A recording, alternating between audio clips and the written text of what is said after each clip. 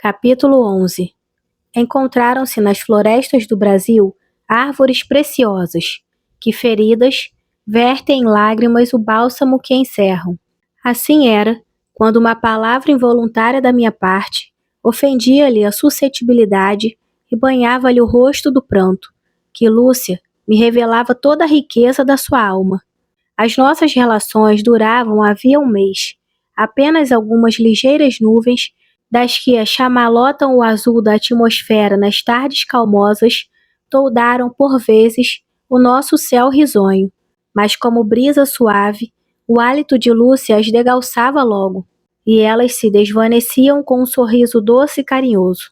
Era eu que desastradamente acumulava sobre o nosso horizonte esses vapores do meu mau humor, e era ela que os expelia, não perdoando, mas pedindo perdão da ofensa que recebera.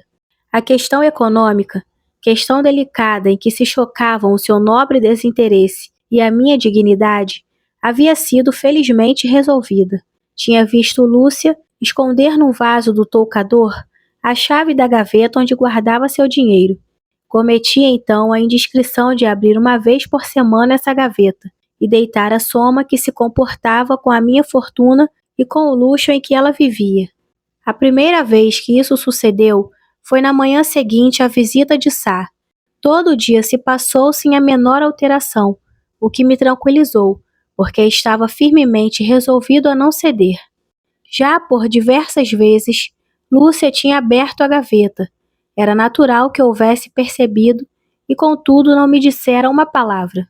À tarde, porém, pareceu-me ouvir ao longe rugir a tempestade. Mandei comprar um camarote. Se querias ir ao teatro, por que recusaste o que eu te ofereci? Estou tão rica hoje, não sei o que hei de fazer do dinheiro, respondeu sorrindo. Veio nesse sorriso um espinho que me entrou na alma. Olhei-a fixamente, porém já o seu rosto estava calmo e sereno. A consciência que eu tinha de não ser bastante rico para essa mulher pungia-me tanto e a cada momento que a menor palavra dúbia, ao menor gesto equívoco, os meus brios se revoltavam. Farejava uma ironia até no seu próprio desinteresse, que podia ser inspirado pelo conhecimento de minha pobreza. Mas essa foi a última ocasião em que Lúcia deu aso à minha desconfiança. Desde então, quando eu ia à gaveta do toucador, por mais que o disfarçasse, ela adivinhava imediatamente. Não sei por que secreta revelação. E mal eu me sentava ao seu lado, dizia-me com uma mansidão e uma gratidão sublime, apertando a minha mão ao seio: obrigada. Como explicar essa rápida e extraordinária mudança? A mulher que 2 dias antes se indignava com um oferecimento delicadamente feito, agora não só recebia o serviço oferecido, mas o agradecia com tanta efusão e reconhecimento. Teria nesse momento grande e urgente necessidade de dinheiro, ou a sua primeira recusa não fora sincera? Compreenda-se pode. Quanto a mim, expliquei as repugnâncias de Lúcia por um resto de pudor, e regozijei-me com as suas novas disposições, que vinham poupar nos futuros dissabores, desde que os meus escrúpulos desapareciam com a posição que tomara. Não havia motivo para deixar de beber a longo trago na taça do prazer, que Lúcia me apresentava sorrindo.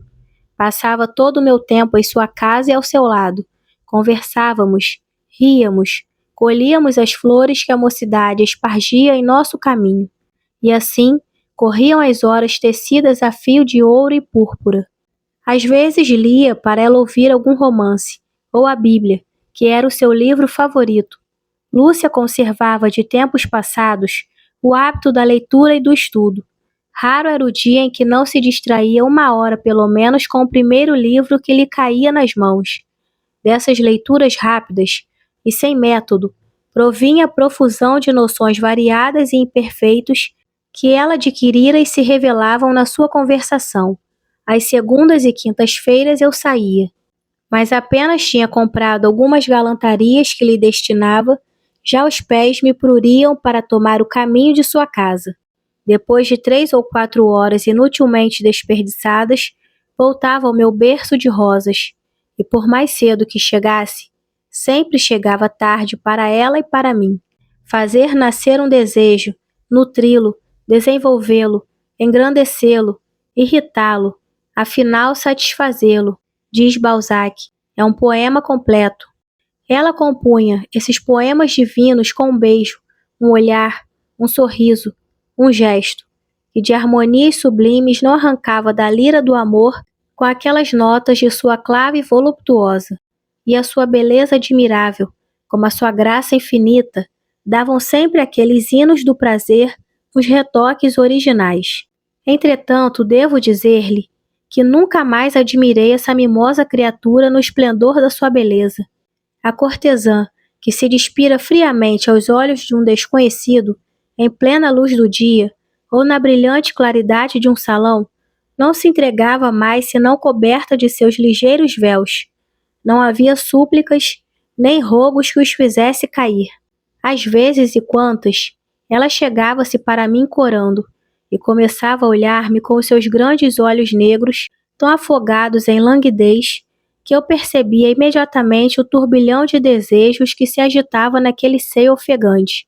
E quando a tomava nos meus braços, debatia-se esgarçando com prazer as rendas e a escumilha, até que, rendida, na luta que provocava, caía trêmula e palpitante no meu peito.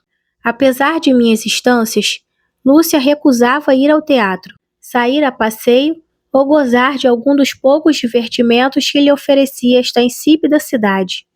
Não sei quanto tempo durará a minha felicidade, e não quero desperdiçá-la. Eu te acompanharei. Nem eu devo aceitar esse sacrifício que o comprometeria, nem que o aceitasse, me podia divertir. Não estaríamos a sós. Eis a situação em que nos achávamos, quando uma manhã, passando pelo hotel, achei uma carta de convite para uma partida. O Sr. R., a quem fui recomendado por amigos de minha província, pedia-me encarecidamente que, ao menos no dia dos anos de sua senhora, lhe desse o prazer de ver-me em sua casa. Realmente estava em falta para com a família, que apenas visitara com um cartão, e a qual devia muitas finezas. Era ocasião de reparar minha descortesia.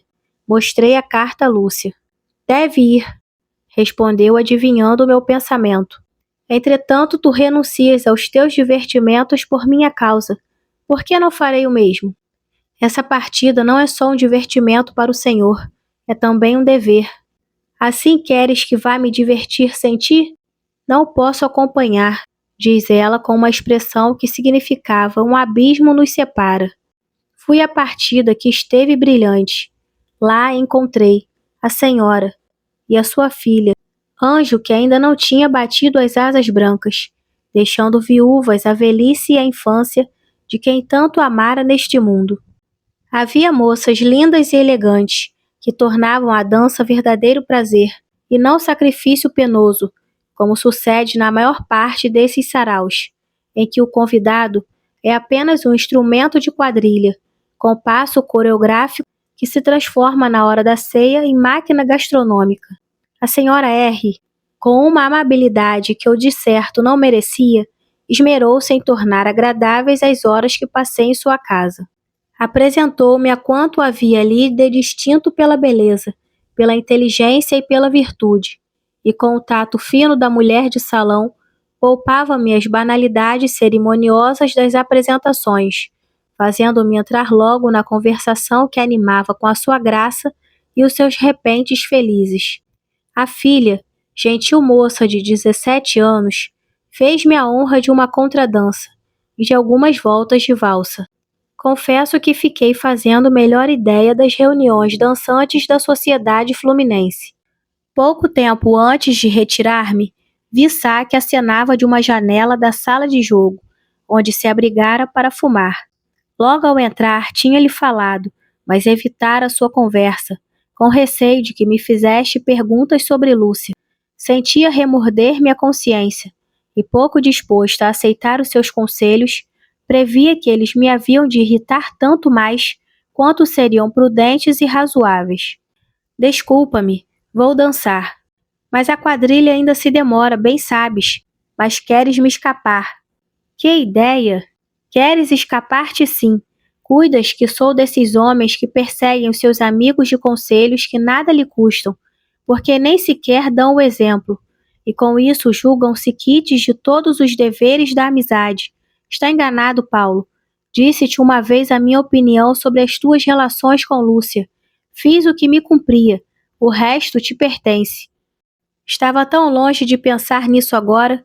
Como tens achado a partida? Há muito tempo não me divirto tanto. Rostos encantadores, toaletes de gosto, excelente serviço, nada falta. Deixa esses elogios aos folhetinistas. Compreendes que não te chamei para ouvir o teu juízo sobre a reunião do Sr. R. E para que me chamaste então? Para pedir-te um conselho. A mim? De que te admiras? Porque não os dou. Segue-se que não posso pedi-los? Ao contrário. Vejamos que negócio importante é esse que exige o meu voto. Julgas que um amigo deva referir ao outro tudo o que se diz a seu respeito? Vamos à tua opinião franca. Julgo que é o maior serviço que possa prestar à amizade. Bem, ouve então o que dizem de ti. Para quê? Não dou peso à maledicência, Sá. Pode ser que tenhas razão, mas ouve primeiro. Depois riremos juntos dessas parvoíces. Aqui no Rio de Janeiro, há certa classe de gente que se ocupa mais com a vida dos outros do que com a sua própria. E em parte dou-lhes razão. De que viveriam eles sem isso, quando têm a alma oca e vazia? Essa gente já sabe quem tu és, que fortuna tens, quanto ganhas, onde moras e como vives. É fácil saber, não tenho que ocultar, vivo à mercê de Deus.